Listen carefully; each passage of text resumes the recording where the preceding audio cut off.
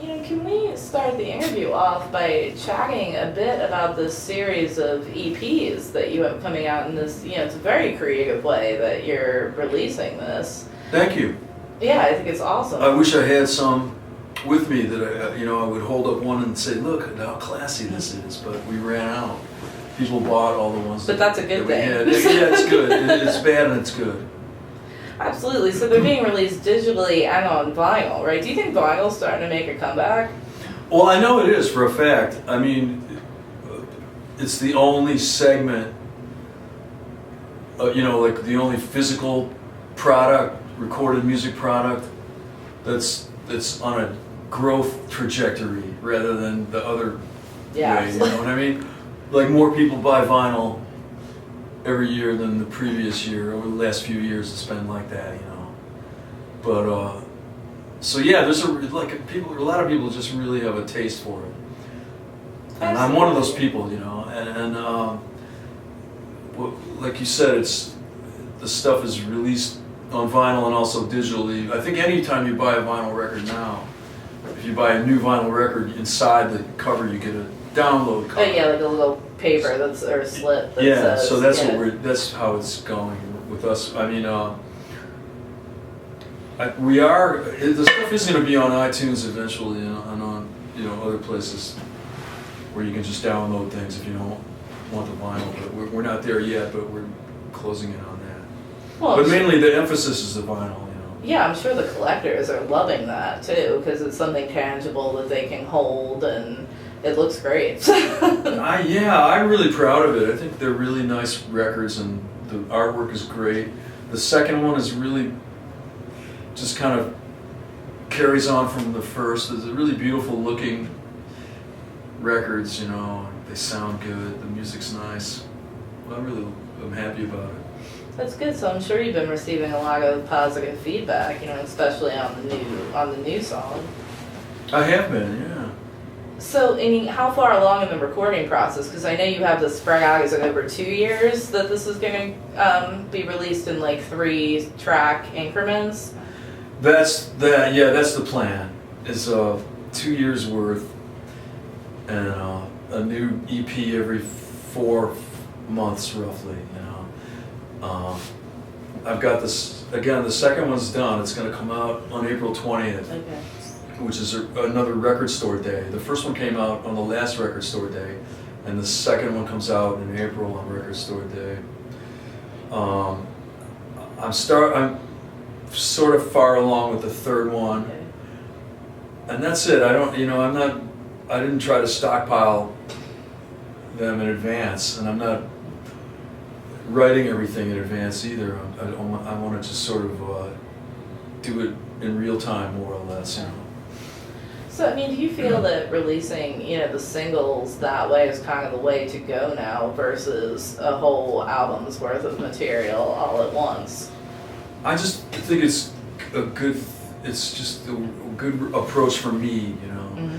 It's an approach that I can use that will keep me motivated, and keep me focused and inspired and stimulated, The idea of just doing another CD in a plastic jewel box for a record label just doesn't have any appeal for me at all. Mm-hmm. And but I love creating new music and making records I love especially, so this is just a way to do it where I really, in order to make new music you have to have a motive, you just have to feel motivated to do it, and I just would not feel motivated to make a CD for a record label, as I just described. Mm-hmm. I don't want to do that.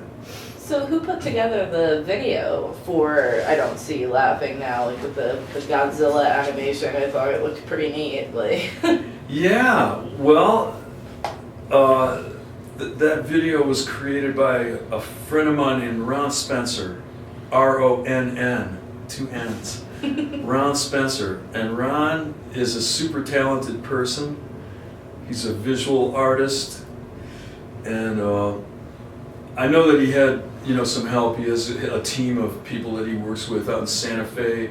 Soleil Studios is the name of his company, and it's the only other person whose name I can give you right now is a woman named Blake Hines who works with Ron, and so I know that the two of them were involved, and there were maybe a couple other people involved too. But I just love what he did. I think he's really a brilliant guy. That's all. We've done a lot of projects together, he and I, now at this point in time. He used to do a lot of graphic design for Warner Brothers Records, okay. and I met Ron ages ago. When I first started making records. So we go back a long way. We're good friends, and I love what he did. It's a great video. Oh yeah, it was a lot of fun to watch. Do you think that you're going to do a video maybe for each new song that comes out? I'd like to. Yeah, I can't say that it's definite now, but I'd like to do I just that. wanted to double check, make sure you knew what your set times are. Sorry, I didn't interrupt. It's okay. No problem. What's up? I just wanted to make sure you knew what your set times are. What are they? 8 to 8:45. 8 to 8:45? Yeah, Okay. just wanted to make sure you knew. Great. What time is it now? Like 7:15. Okay. So I'll see you around 8. Sounds good. Thanks. I'll report to the job site at 8. Okay, that's good. So, when you sit back and look back over the span of your career, I mean, you've over 13 albums and all this. Was there anything that you would do differently, do you think? Wow. It's a heavy probably question. a lot. Yeah, there is. There's a lot that I would do differently, I guess. Because, I'm a mature person now who has almost 60 years worth of life experience. And when I started in show business, I was really a dumb ass. And, chronologically, I was in my late 20s, but in a lot of other ways, I was much younger than that. So, if I could go back and redo things, I would do a lot of things differently. And I'd also be, a couple times I was callous, I did things in relationships with people that were bad and that were wrong, and I wouldn't do those things now. But I did the best I could, that's all. I always did the best I could. I can honestly say that. No, Sometimes it wasn't that good, but I did the best I could. As far as the artistic part of it, again, I always gave everything I had in whatever the situation was.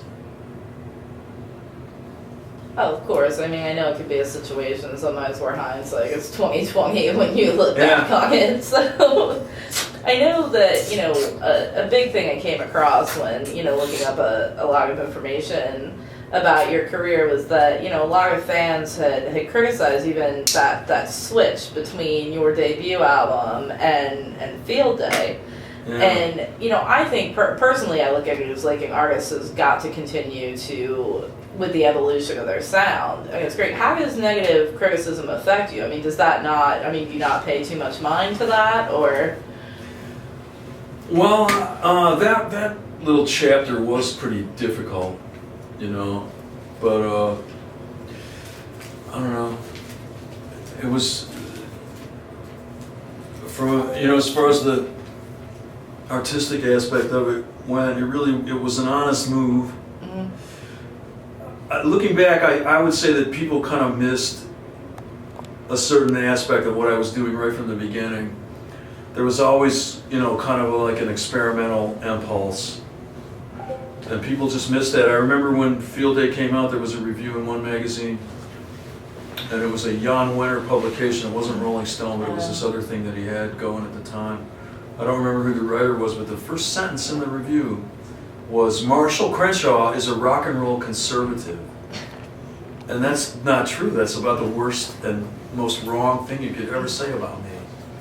So, it was funny, the whole thing. It was a really long time ago now. Yeah. But yeah, there was a sort of a misperception. But I have to take the blame for all that, because I was the one who was out there representing myself, and I guess, what are you gonna do, Well, it always seems to me like, a lot of music critics and even fans the same, they urge an artist to be experimental, and take risks and things like that, but then at the same time they penalize the artist for the same thing, and to me it's kind of a... Yeah, I guess so. But, it's all good. I've achieved longevity, had a varied career with a lot of high points, low points, points in between. And well, my only complaint now is hearing loss, and I have a little bit of a backache. But you know, I'm mostly happy with my life. That's pretty good for after all those years. Yeah, I'm mostly pretty happy with my life as it's been up till now. That's good. So, I mean, personally, I like to look at music as a universal language that we can all speak and understand, even if we take a different message away. Is there anything in particular you hope your music will speak to listeners? Let me see. I just hope somebody likes it. I'm glad that anybody does like it. You know, a song is just a vehicle for engagement. Hopefully creating something that will engage people's interest and engage their emotions, engage their imagination. I know that, you know, I have communicated that people have embraced my stuff and loved it and taken it into their lives. You know, I know that I have managed to do that for a lot of, you know, it's good. The stuff's been useful to a lot of people. I don't know, I mean, you know, everybody kind of has to make of it what they will, I guess, but I'm just glad anybody pays attention. Oh, of course. So did you have a pivotal music moment that occurred in your life that made you decide that it was what you wanted to pursue? No, you know, it was like from day one I was interested in music. My dad just passed away recently, and he was the one who really instilled it in me. He was a music enthusiast. He wasn't a connoisseur, he was just an enthusiast, and music was a very fundamental thing to him. And he was also like a very high-spirited person. He liked to play his guitar and sing, even though he only knew a couple chords that he played with his index finger. You know, he had very minimal musical vocabulary, but he would just, you know, bang away and have fun. You know, I just for as long as I can remember, I was just drawn towards music. And I have a son. I have a son it's the same story with him. From the time he was a baby, he just, you know, like if I was in the room, I've often told this little story, but you know, like when he was a baby, crawling, you know, like if I was in the room with him playing guitar, he would crawl over and try to take it away from me. So I don't know what that is, but I had the same thing going on. He's got a draw for it. It seems like a natural progression. You know, I'm sure that your father's definitely proud of all that you've accomplished also. He was. You know, he just died a little while ago, but he if I was anywhere within 500 miles of him, he would be at the show. And I always thought it was my mother who was the main instigator of that, but it was him. It was my dad. So he told me this, you know, like I had a last visit with him, which was very memorable. And he talked about how when they went to see the movies I was in and stuff, how that just completely blew their minds, you know, that I was up on the movie screen. They were like just blown away, you know. And he said that with a lot of feeling, you know. So I mean, I'll always treasure that, you know, knowing that he cared that much. But he was a great dad. All the conflicts I had with him during my teen years, you know, I think back now and I just really give him so much credit for the way he handled it. All this wild card stuff that I threw at him during my teens, you know, he handled it great. Oh, absolutely. I think that, you know, it's a parent's job to kind of be proud of their children no matter what the difficulties is. You know, I mean, love is unconditional, so. Not everybody is lucky enough to have good parents and you know, mentally and spiritually healthy people. When I was a kid, I knew lots of people in my peer group who didn't have, you know, so I'm just really grateful that I had my dad as my dad and my mom as my mom. That's great. Yeah. So my mom's still alive. I shouldn't say anything about her in the past tense. No. She's a great person. She'd be like, what are you doing? So you mentioned that this show will be the last one before you take a little bit of time off to go home. I have a great wife too and great kids. Anyway, yes, I'm going to go home tomorrow morning. So do you have any touring plan for the rest of this year? What does that look like for you? Yeah, starting at the well, I have some shows at the end of April that are just kind of within a close range of my home. That's good.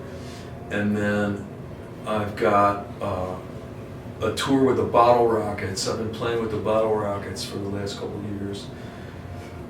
I've always been a big fan of theirs, and we teamed up about 2 years ago, and we've done about 50 shows together, and we're going to go out on the road again. Okay. We were out in January. We started out in Ohio and worked our way down to Florida. I had a great road trip with them, and then we've got this one coming up in the spring. It's mostly in the Midwest. I can't remember if we go south on this trip or not. But anyway, that's coming up in April. I just finished a tour with David Alvin. We did 9 shows on the West Coast. Worked our way from Los Angeles up to Vancouver. That was great. We both loved it.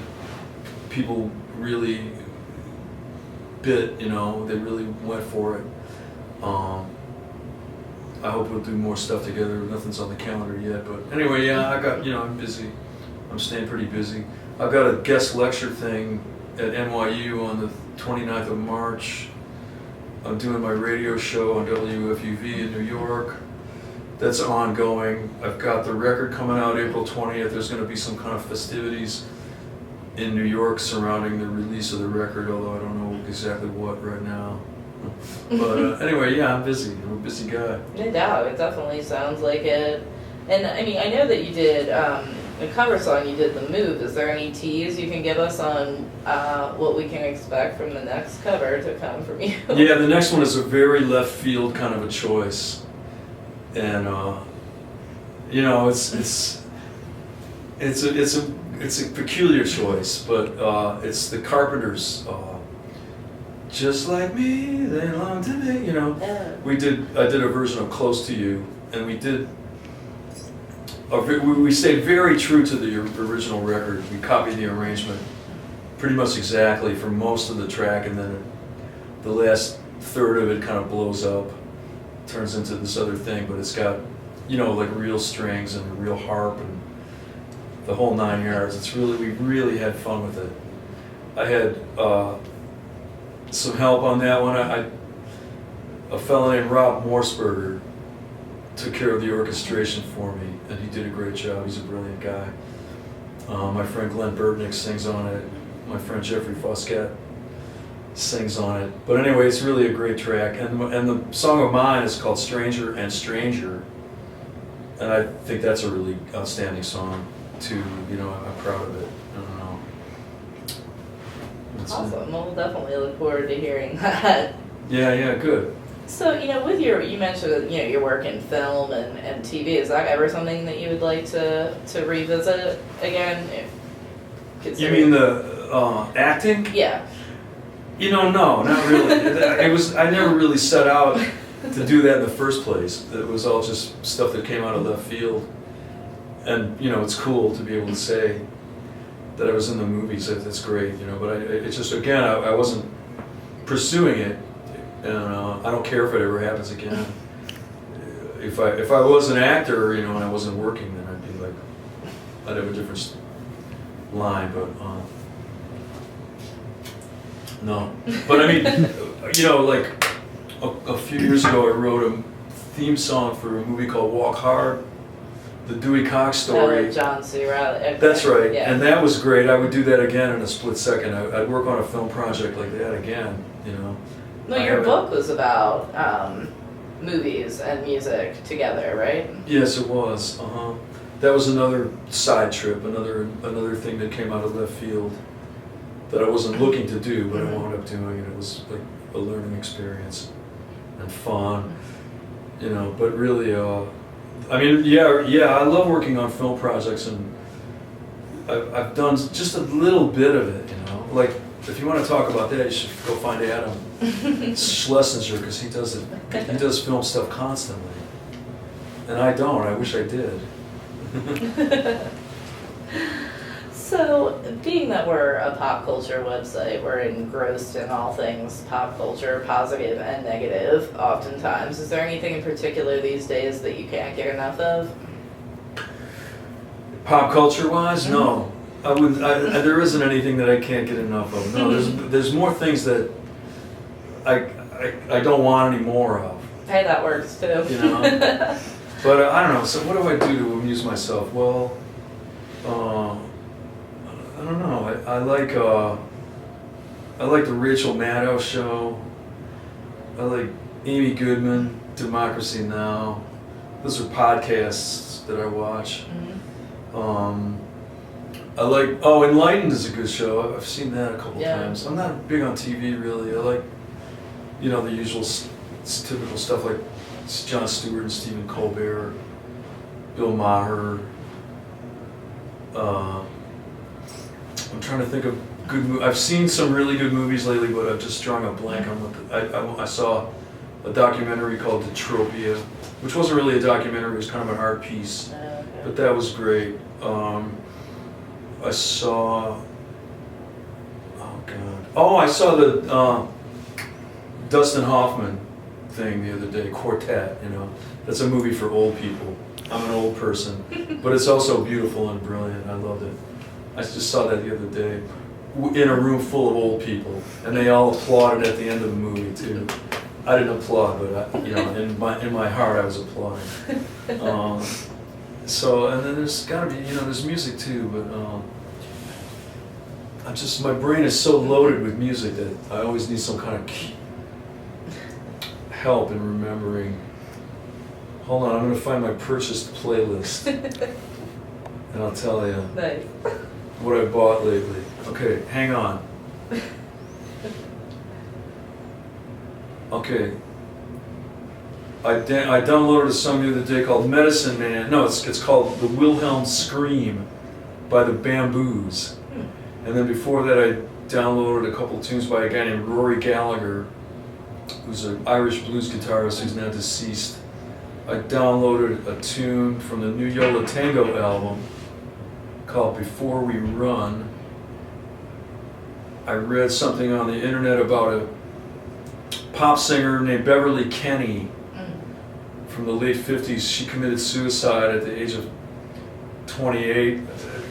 I was listening to this music and I downloaded some songs before I heard that she was a tragic figure. I didn't know that.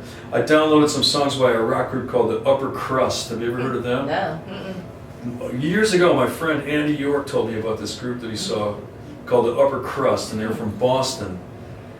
And they're still around. They were on the Conan O'Brien show a few times years ago. He was a big fan. They'd come out with like dressed as fops, you know, like with powdered wigs, and like, you know, there's a song of theirs called Little Rickshaw Boy. There's one called Let Them Eat Rock. Another one called Rock and Roll Butler. One called Eureka, I've Found Love. You know, it's a shtick. They got to be very tongue-in-cheek. Yeah, it's funny. Yeah. They dress in costumes, you know, but they're really intelligent and really funny. I downloaded sort of a jazz album by two people called Janelle and Anthony. Yeah. That's really a nice record. That's it. I mean, there's more, but that's enough, I guess. A couple things in there by The Jam that I downloaded. So what tools do you use to find out about new music? I mean, I know that we've had this uprise of social media. You know, now it's definitely the way that we learn and share about things are a lot different than they were before. Yeah. I still kind of use the same old means, which is just radio, word of mouth. The Janelle and Anthony record that I downloaded, I read a review in Downbeat magazine, and it just struck a nerve with me, the review, and I saw what instruments they used, and I looked at the picture and it just sort of said, "Buy me," you know. It just, for some reason, now and then that happens, you know. I heard sometimes you hear something or learn about something and you just figure that you need it, you know, without maybe knowing for sure, but you just sort of feel compelled to grab it. Like I remember I was listening to a record review thing on my local NPR station, and the person played about 20 seconds of a song by the Fleet Foxes. Just from that 20 seconds, I was just like, I know I'm gonna like this, and I do, you know, I like their stuff. Again, with me, it's just kind of radio, just the typical stuff. I like being able to go on YouTube and find things that you can't find anywhere else, but I also try and, I mean, I don't download anything for free, you know. I feel like my kids have never downloaded anything for free either. My daughter is really into music, but she always buys everything from the iTunes store. She doesn't have any CDs, but her whole record collection her whole music collection is from the iTunes store. I said, Addie, if you start downloading stuff for free, you're taking food out of your own mouth, so don't do that. You know? That's a good point. That's a very good point. So how would you recommend, I mean, obviously the whole Kickstarter campaign is gone really well for you. How would you recommend to, you know, up and coming artists to utilize the same thing? Well, God, it's not just me. I mean, it's yeah, I mean, it really is popping up everywhere. It's a thing, you know. It's a thing that's part and parcel of pop culture right now. Mm-hmm. Definitely. I mean, so much of what's out there wouldn't be out there without crowdsourcing and crowdfunding, whatever they call it. So I did it. You know, it wasn't my idea to try it, but I did do it, and I had a great experience with it. But it's just, you know, it's something that you can find 1,000 success stories about it every day, it seems. Mm-hmm. Oh yeah, I mean, they're funding everything from, you know, touring to movies to, you know, whatever. I saw some guy do a whole documentary that was filmed through nothing but, you know, donations that came through Kickstarter. That's right, and it's people with all kinds of different, you know, job experience that are doing it too, you know. People that have been in and out of real show business and people that never have. It's a thing, you know. It's an established thing at this point. Did I see that you were offering living room concerts, like up on I just Kickstarter? did one of those. How did that go? I don't like to do house concerts, but I do them once in a while. Sometimes they're fun, sometimes they're not. But I did this one. It was in Long Beach. This one I would give a B, you know, as a personal experience. It was fine, but I was certainly more than grateful to the guy for contributing to the Kickstarter campaign. You know, there was no question about that. I was glad to be there. Glad to be there for the reason that I was there, and I had fun. There was a couple friends of mine there that just happened to be there. That was good. And then I gave a guitar lesson also. Oh, did you? Somebody kicked in some money and they got a guitar lesson. The first and only time I ever gave a guitar lesson. But it was good, you know. I mean, it was interesting. I know that the guy walked away knowing something that he didn't know before. That's for sure. That's good. That's important. I know that Larry and I were discussing earlier about the other program, Stage It, that is out there too, where people are, you know, putting on whole concerts like just through the internet that way too. Oh yeah. Mm-hmm. Yeah, sure. Hey, you know, it's like it's cool. All this stuff is great. You know, it's like a whole new world. You know, I mean, I know it's been kind of difficult for a lot of people that lost their jobs in the record industry over the past 15 years or so, but basically, and I've said this before too, but you know, it seemed like there was a period of time when the labels were trying to gouge the consumer for as much as they possibly could, and what happened was the consumer turned the tables on them. They tried to screw the consumer and instead got screwed by the consumer, and they had it coming, you know. And then now there's a whole new range of possibilities out there for people, you know. There's still record labels, that's good, you know, but you know, it's a different world, really. Yeah, and it ought to be, it should be, you know. Yeah, I mean, it needed to be, the landscape needed to be shifted, definitely. Absolutely, I think all of their ideas kind of backfired there. They're still reeling from that to this day. I don't think it's ever going to be the same. No, well, they brought it on themselves, That kind of greedy corporate thinking, it's just like it poisons everything. Corporate types, they really just ruin everything they touch, pretty much. And no, I shouldn't say that, but anyway. No, I like all this stuff that's out there now, Yeah, definitely. So, what are some of your goals for the rest of 2013? Goals, well, let me see. More rock shows. My radio show, I'm actually working on trying to spread that, achieve a wider platform for that. I've developed some confidence in it, and I love doing it. So I'm going to try to broaden that platform for And the that's radio called show. the Bottomless Pit, is it? Okay. And it's all stuff from my personal record collection, Okay. and stuff that I have some connection with and that I have some knowledge about, mostly. Or there are other times where I'm exploring something, but it's good. It's a good show, and I have interest, and I'm going to be able to take that forward. I think I want to do that. I'm interested to see how the teaching thing goes on the 29th of March. So those are a couple kind of like new things that I'm exploring. Well, the radio show isn't really that new. I've been doing it off and on for a while, but the records, just kind of I want to just sort of continue doing what I do, and then maybe broaden the base of it a little bit. Great. Well, we certainly wish you all the best, and we're very excited for the next EPs to arrive. And I want to thank you so much for taking a few minutes to speak with me today. Yeah, Thank you. Thanks for your interest. Thank you.